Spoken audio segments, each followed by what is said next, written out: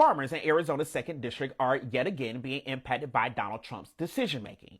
The tariffs which Trump are imposing are resulting in a rise in the cost of the everyday resources and equipment farmers need, such as fertilizers and tractors.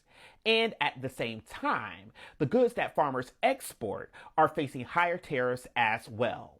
In other words, the farmers in Arizona's 2nd Congressional District, like many farmers across the nation, are stuck between a rock and a hard place. But what is their congressional representative, Representative Eli Crane, doing to assist them? Let's talk about it.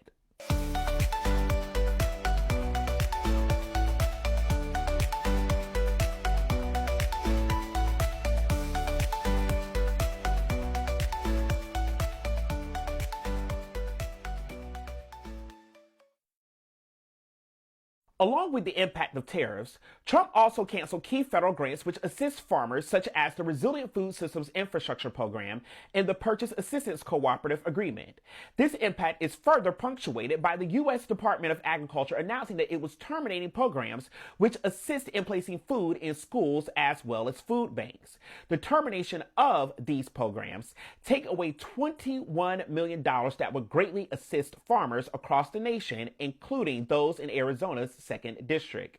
3 of the 5 primary counties which make up Arizona's 2nd District voted for Donald Trump in the 2024 presidential election, as well as in the elections of 2016 and 2020.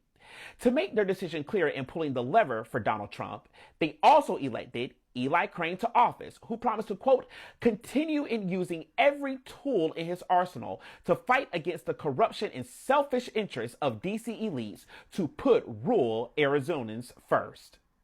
For farmers in the 2nd District of Arizona, putting their interests first was paramount because they were significantly impacted during Trump's first term in office, when farmers collectively lost $8.4 billion as a result of Trump's trade policies, resulting in farmers needing to be bailed out. Further, family farm bankruptcies skyrocketed. With Eli Crane in office, replacing Democrat Tom O'Halloran, those in the 2nd District of Arizona were confident that their concerns would be represented and addressed, particularly because Eli was backed by Donald Trump.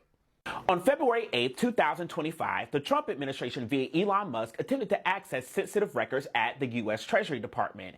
In response, U.S. District Judge Paul Engelmayer issued an emergency order blocking their access. In response to Judge Engelmayer's order, on February 11, 2025, Eli Crane announced his intention to file articles of impeachment against Judge Engelmayer. On February 21st, Representative Crane made good on those intentions. The filing of articles of impeachment against Judge Paul Engelmayer represents a new terrain whereby which the Trump administration in his 2nd term is beginning to map out resistance against governmental structures. That is, they are beginning to look at impeaching judges who refuse to bend to Trump's desires despite the potential illegality of his orders and or his policies. And perhaps rural Arizona farmers, as they pushed Eli Crane into office, should have paid more attention to who was bankrolling Eli to understand what his intentions and his priorities would be upon assuming office. Among Eli's overall top contributors is the House Freedom Fund, the political action committee of the invitation-only House Freedom Caucus, which is home to the far right and some of Trump's most ardent supporters, such as Lauren Boebert, Anna Paulina Luna, and Paul Gosar. In other words, by Trump giving Eli his endorsement and the House Freedom Caucus providing Eli with financial backing as a result of Donald Trump's endorsement, loyalty to Donald Trump, instead of Eli being loyal to his constituents, became a prerequisite. Yet, interestingly, despite Trump carrying the title of president, his top contributor, Elon Musk, seems to be the one calling the shots. So then when Elon's access to sensitive data at the Treasury Department was blocked, that blocking in turn became a problem for Donald Trump, which in turn became a problem for Eli, which resulted in Eli filing articles of impeachment against Judge Engelmayer. Furthermore, as Elon and Donald Trump removed any traces of diversity from government sites, disappeared in those sweeps are the efforts of Navajo code talkers during World War II.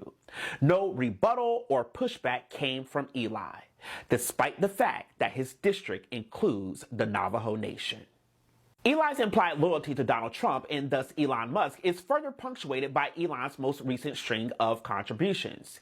Elon gave $6,600, which is the maximum single person contribution permitted by law, to congressional representatives who are willing to impeach judges. This comes even as Elon Musk himself has a case coming before the Delaware State Supreme Court concerning his pay at Tesla. Elon Musk is demanding this pay despite the fact that Tesla as a company has lost billions in revenue in value since the presidential election. Congressional representatives who have received the contribution from Elon Musk are Eli Crane of Arizona, Lauren Boebert of Colorado, Andy Ogles of Tennessee, Andrew Clyde of Georgia, Derek Van Orden of Wisconsin, Senator Chuck Grassley of Iowa, and Brandon Gill of Texas, who recently filed articles of impeachment against Judge Boasberg, who attempted to halt deportation flights, yet the Trump administration still executed them.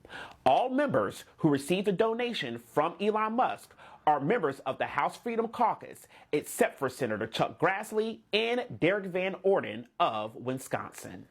The implications here are clear and should concern farmers in Arizona's 2nd District as April 2nd looms and Trump's reciprocal tariffs are set to take effect. Eli Crane's campaign commitment to use, quote, every tool in his arsenal to fight against the corruption and selfish interests of the D.C. elites to put rural Arizonans first was seemingly nothing more than campaign rhetoric as he remains silent on issues impacting those in his district, while simultaneously actively engaging in processes which reinforce and perpetuate the corruption and goals of DC elites. Seemingly, the old adage remains true. He who pays the piper calls the tune. I'll see you next time. Peace.